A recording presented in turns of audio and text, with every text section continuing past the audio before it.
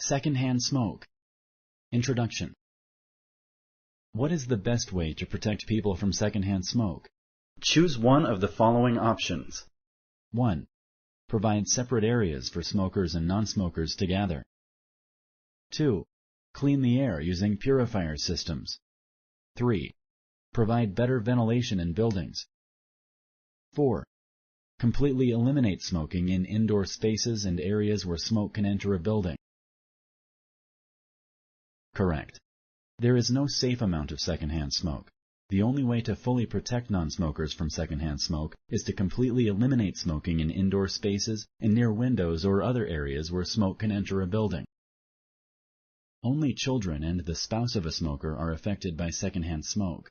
Select true or false. Correct. The statement is false. Any person who comes into contact with a smoker may be affected by secondhand smoke. All children who are exposed to secondhand smoke will develop cancer. Select true or false. Correct. The statement is false. It is estimated that living with a smoker increases a non-smoker's chances of developing lung cancer by 20 to 30%. You have many options that can help you to avoid exposure to secondhand smoke. Select true or false. Correct.